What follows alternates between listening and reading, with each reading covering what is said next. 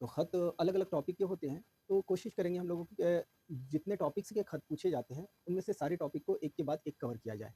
तो कुल मिला के 10 ख़तों को लेकर आप लोगों के सामने आने की कोशिश करेंगे, जिसमें से एक ख़त आज हम लोग लेकर हाज़िर हुए हैं। तो इंशाअल्लाह उम्मीद करते हैं कि आप लोग इस ख़त को वाले वीडियो को बहुत अच्छी तरह से देखेंगे और अपने दोस्तों को भी शेयर करेंगे और उससे फ़ायदा उठाने की कोशिश करेंगे। उसके बाद दीगर दूसरा खत, तीसरा, चौथा इंशाअल्लाह जितने टॉपिक्स अमूमन पूछे जाते हैं एग्ज़ाम में या इम्तिहान में, उन सारे टॉपिक्स को लाने की कोशिश करेंगे क्योंकि खत जो इम्तिहान का एक हिस्सा है उर्दू इम्तिहान का ख़ास करके क्योंकि उसमें वो 5 नंबर का बहुत अहमियत रखता है।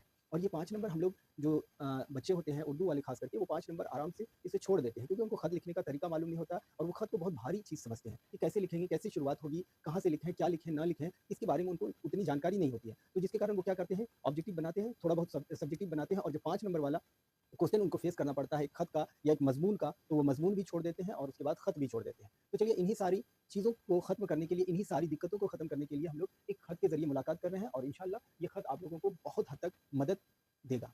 और इस खत के ज़रिए इंशाअल्लाह आप लोग 5 नंबर जो बिहार बोर्ड की 10वीं जमात की इनका जो एग्ज़ाम होने जा रहा है, उसमें आपको इंशाअल्लाह फ़ायदा होगा। तो रहा सवाल कि एक पहला खत लेकर हम लोग आए हैं और उस खत का जो टॉपिक है, क्वेश्चन जो है, वो है अपने वालिद को, यानी वालिद को हम लोग एक खत लिखेंगे और इसमें वालिद के को खत लिखने में अलग-अलग बातों का ज़िक्र हो सकता है खत में। लेकिन तरीका जो लगभग है वो एक ही जैसा रहेगा।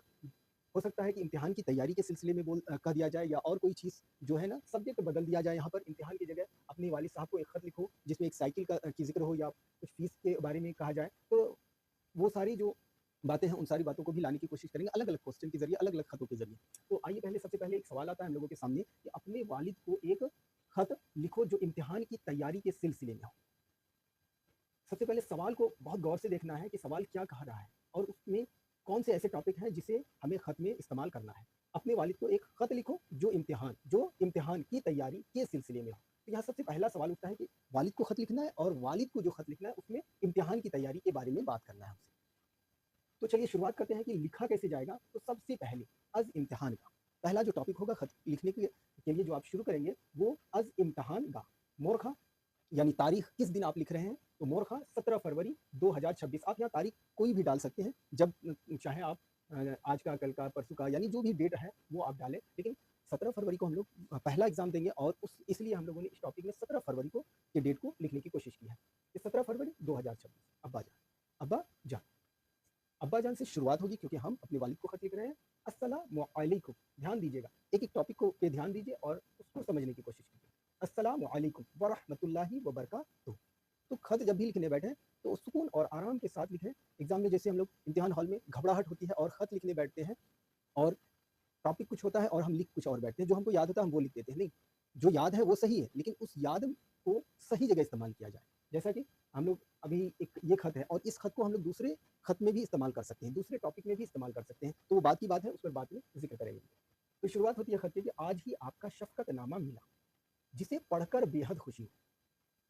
कहा जा रहा है कि आज ही यानी उनके वालिद साहब का एक खत मिला था जो बच्चे को पढ़कर बहुत खुशी यानी बेहद खुशी हुई। मैंने खत लिखने में कोताही की। कहा जा रहा है कि खत लिखने में इसने देरी की, कोताही की। तो उसके क्या वजह हो सकते हैं, तो आइए आगे देखते हैं कि उसकी खास वजह सर पर इम्तिहान का होना है, इसलिए ज़्यादातर वक्त इम्तिहान की तैयारी में सर्फ हो रहे हैं। यानी जो सर पर इम्तिहान था और उस इम्तिहान की तैयारी में ज़्यादातर वक्त निकल जा रहा था या सर्फ हो जा रहा था, तो उस वक्त के कारण, उस कम वक्त के कारण वो अपने वालिद साहब को खत का जवाब नहीं दे पा रहा था। तो आगे क्या कह रहा है, यूँ तो सारे मज़ामीन की तैयारी मुकम्मल कर दी है, सिर्फ हिसाब और साइंस के मज़ामीन, क्या कह रहा है, सिर्फ हिसाब और साइंस के मज़ामीन में कमी रह गई है, इस कमी को दूर करने की कोशिश कर रहा हूँ। आपकी हिदायत के मुताबिक आपकी हिदायत के मुताबिक साइंस टीचर से भी ताउन ले रहा हूँ, ताउन यानी मदद ले रहा हूँ। खुदा से दुआ कीजिए कि मैं ज़्यादा से ज़्यादा नंबरों से कामयाबी हासिल करूँ। ये तो हुई बातचीत जो आ यानी आप अपने वालिद साहब से कर रहे हैं। एग्ज़ाम में, इम्तिहान में जो आप बैठे हैं, आप खत लिख रहे हैं अपने वालिद साहब को। अब इसके बाद एक टॉपिक और आता है जो आप इसमें पैराग्राफ चेंज करते हैं, उसमें आप क्या लिखते हैं कि बकिया हालात ठीक है। यानी आपकी जो बाकी जो हालात हैं वो ठीक हैं। अम्मी जान की खिदमत में सलाम अर्ज़ कर दें, अम्मी जान की खिदमत में सलाम अर्ज़ कर दें।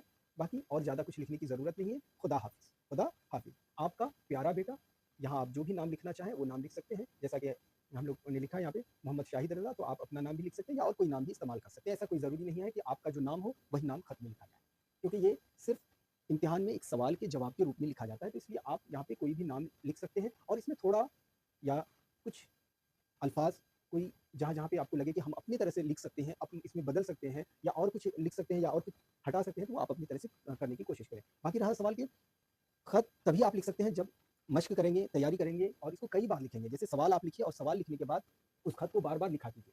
तो ये आपका खत है। इंशाअल्लाह हम लोग मुलाकात करेंगे दूसरे खत के साथ, लेकिन उस जाने से पहले हम आपसे कहना चाहते हैं कि आप लोग यूँ ही बने रहिएगा इस वीडियो के ज़रिए और आगे भी आने वाले वीडियो में आप लोग देखेंगे और उसका फ़ायदा उठाएँगे और अपने दोस्तों को शेयर करेंगे। तो ये जो खत है, ये हम लोग लिखने वाले हैं, यानी 10 खत को अलग-अलग वीडियो में हम लोग लेकर आएँगे। उस 10 खत के बाद इंशाअल्लाह अगर वक़्त मिला तो मज़मून को भी लेकर आने की कोशिश करेंगे। मज़मून है, फिर आपके ग्रामर है, ग्रामर को भी लेकर आएँगे, जो उर्दू कवायद है। बहुत अच्छे-अच्छे क्वेश्चन उसमें भी पूछे जाते हैं, सवालात आते हैं, जैसे कि वाहिद जमा वगैरह ये सब आता है, जो बच्चा छोड़ देता है, 5 नंबर का सवाल होता है और उसको आसानी के साथ छोड़ देता है। तो सबसे पहली बात है कि जब भी बैठें, आराम से बैठें और आराम से वीडियो को देखें, एक-एक लफ्ज़ को समझें, मश्क करें और लिखने की कोशिश करें। फिलहाल आप लोग इस खत को बार-बार देखें और उसके बाद ये क्वेश्चन लिखें आप, ये सवाल लिखें और इस सवाल को लिखने के बाद ज़बानी कोशिश करें कि इस खत को हम लिखें और किस तरह लिखें, जिस तरह लिखा हुआ है इस तरह लिखें या इसमें आप कुछ अपने तरफ से भी लिखने की कोशिश करेंगे तो वो चल सकता है। बाकी खत लिखने का एक तरीका, एक ढंग होता है और ये इस तरीके और ढंग के साथ आप लिखें तो इंशाअल्लाह तबारक तआला आपको 5 नंबर से कोई रोक नहीं सकता है। बाकी रहा उर्दू का सवाल, उर्दू एक ऐसा सब्जेक्ट है जहाँ आप अच्छे से अच्छे नंबरों को हासिल कर सकते हैं और इस नंबर के ज़रिए आप अपने तमाम रिज़ल्ट को बदल सकते हैं। तो हम लोग मिलते हैं फिर नेक्स्ट वीडियो के साथ, दुआ कीजिएगा। तब तक के लिए खुदा हाफ़िज़।